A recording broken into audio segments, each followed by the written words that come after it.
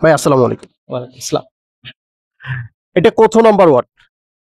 আমরা এখন যেখানে বসে আছি এটা হচ্ছে আপনার ৯ নং ওয়ার্ড। আর আপনার পিছনে আছে ৮ নং ওয়ার্ড। আপনার কি বাড়ি এখানেই? হ্যাঁ, আমার বাসা ৮ নং ওয়ার্ডে।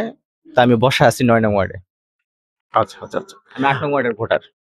আপনি ৮ নং ওয়ার্ডের ভোটার। জি। বিগত ১৬টি বছর একটা ফ্যাসিজমের যে একটা পথ পাড়ি দিয়েছে জাতি, সেখান থেকে জাতি মুক্তি পেয়েছে এবং সেই সাথে বর্তমান অন্তর্বর্তীকালীন সরকারের মাননীয় প্রধান উপদেষ্টা দায়িত্ব নেওয়ার পর থেকে অলরেডি আপনার ১ বছর গত হয়েছে। উনার মতো করে উনি যতটা এই ভাঙ্গাচোরা রাষ্ট্রটিকে পরিচালনা করা দরকার সেভাবে করেছেন এবং সেই সাথে একটি অংশগ্রহণমূলক নিরপেক্ষ একটি নির্বাচনও সামনে দিবেন বলে এমন জাতিকে আশ্বস্ত করেছেন। আপনার অতীতের যে ১৬ বছরের বিষয়টাকে কেন্দ্র করে এবং সামনে যেহেতু নির্বাচন হবে, এই নির্বাচনে কেমন সরকার চাচ্ছে জাতি বা আপনার অভিমত কি এ বিষয়ে যদি একটু আপনি বিস্তারিত বলতেন। গত ১৬ বছরে ৩টা নির্বাচন গেছে, এটা দেশের সবাই জানে। তো লাস্ট ভোট দেওয়া হয়েছে ২০০৮ সালের ৩০শে ডিসেম্বর। আর ২০১৪ সালে ৫ জানুয়ারি এটা বিনা প্রতিদ্বন্দ্বিতায় ১৫৩ জন এমপি ইলেক্টেড। আমাদের এখানে নির্বাচন হয় নাই। আর ১৮ সালের নির্বাচনও সেম, কেন্দ্রে গেছি ভোট দিতে, কিন্তু ভোট দিতে পারিনি। বলছে যে ভোট হয়ে গেছে। আর ২৪-এর নির্বাচন তো এটা তো আমি নির্বাচনটা তো সবাই জানে। এখন ডক্টর ইউনূস সাহেব আছেন, উনি বর্তমানে প্রধান উপদেষ্টা, রাষ্ট্র পরিচালনায় আছে। যেভাবেই পারতেছে মেরামত করার চেষ্টা করতেছে। তো একজনের পক্ষে তো আসলে সম্পূর্ণ মেরামত করা সম্ভব না। তারপর উনি যতটুকু পারতেছে করতেছে। তো আশা করি একটা সুষ্ঠু নির্বাচনের মাধ্যমে সরকারকে দায়িত্ব বুঝিয়ে দেওয়ার পর উনি বিদায় নিয়ে চলে যাবেন। তো একটাই আশা যে গত ৩ ট্রাম্পে যে কটা নির্বাচন গেছে তার চেয়ে তো অনেক ভালো হবে। সকলে অংশগ্রহণ করতে পারবে। এটাই প্রত্যাশা।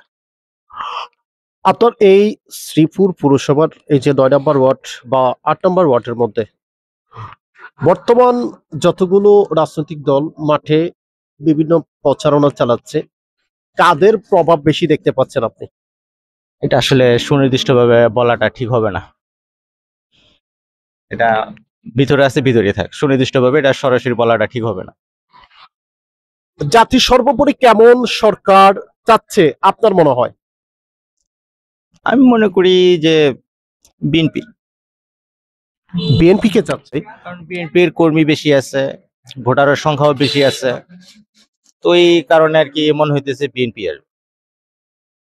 আসলে জাতির মূল যে ইচ্ছা সেটা হচ্ছে যে সরকারে আসুক না কেন জাতির যে মৌলিক চাহিদাগুলো যেন পূরণ করা হয়, সেই আশা কিন্তু জাতি রাখবে প্রত্যেকটা সরকারের প্রতি। এটা তো আসলে যে সরকারই আসে, আসার আগে তো সবাই বলে যে আমরা এই আশা পূর্ণ করব, ওই আশা পূর্ণ করব। কিন্তু আসলে আসার পরে এগুলো মনে থাকে না। ঠিক আছে? এখন পরবর্তীতে যে আসতেছে বা যে আসুক, এটা দেখা যাক উনার কর্মের উপরে সবকিছু ডিপেন্ড করবে। বিগত ১৫ বছরে তো ফ্যাসিজম যারাই ছিল কত কিছুই তো আশা দিছে। তো আশা তো আমরা তো দেখলাম যে কিরকম আশা দিছে বা কিভাবে ওনারা পরিচালনা করছে। সবই তো চোখের দেখা। এই আরকি। কিন্তু মানে ওইভাবে সরাসরি আরকি কিছু বলাটা ঠিক না মিডিয়ার সামনে। কারো ভালো হতে পারে, আবার কারো বিপক্ষও হইতে পারে। এই ৫ই আগস্টের পর থেকে এখনো কি যে সাধারণ মানুষ থেকে শুরু করে যে কোনো প্ল্যাটফর্মের মানুষ কি এখনো মিডিয়া বলেন এবং যে কোনো সত্য কথা বলতে ভয় পাচ্ছে কিনা, এরকম আপনার কি মনে হয়? না, এখন ওই ভয়টা ভিতরে নাই কারো। সবাই যে যার স্থান থেকে তার যে মনের যে কথাটা এটা সে প্রকাশ করতে পারতেছে।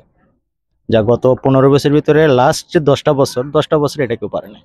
এখন সবাই পারতেছে। আমরা সকলে অবগত আছি গত ১৭ই যে নভেম্বর যে ফেসিস হাসিনার যে ফাঁসির রায় হয়েছে, যে আন্তর্জাতিক অপরাধ ট্রাইব্যুনাল তাকে ফাঁসির রায় দিয়েছে। এই ফাঁসির রায়কে জাতি কিভাবে দেখছেন? এটা আসলে কেউ এটার পক্ষে রায় আছে, কেউ এটার ভিন্ন মত থাকতেই পারে। তো আমি একটা কথাই বলি যে এই আন্তর্জাতিক অপরাধ ট্রাইব্যুনালের মাধ্যমে যে পূর্বে যাদের রায় ঘোষণা হয়েছে, যদি ওটা সন্তুষ্ট হয়ে থাকে, ওনারা যদি বলে যে এটা ঠিক আছে, 17 তারিখে যে রায়টা গেছে, আমি মনে করি এটাও ঠিক আছে।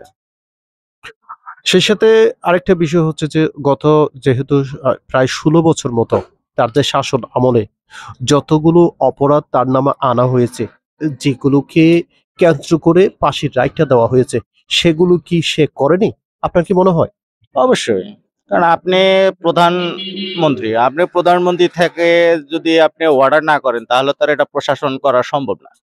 প্রধানমন্ত্রীর কাছ থেকে এটা বিভিন্ন মন্ত্রীর কাছে গেছে, বিশেষ করে স্বরাষ্ট্রমন্ত্রীর কাছে। স্বরাষ্ট্রমন্ত্রী অর্ডার করছে। আর ওনার যে ভয়েসগুলা যেগুলা আমরা শুনলাম, কোথাও হেলিকপ্টার যাওয়া দরকার, কোথাও ড্রোন পাঠানোর দরকার, এগুলো সবকিছুই তো সবাই তো জানে, সবাই শুনছে। এটা তো অস্বীকার করার কোনো অপশন নাই। ধন্যবাদ ইস্যু টিভি 24 অনলাইনকে গুরুত্বপূর্ণ তথ্য দিয়ে সহযোগিতা করার জন্য। ভালো থাকবেন, সুস্থ থাকবেন।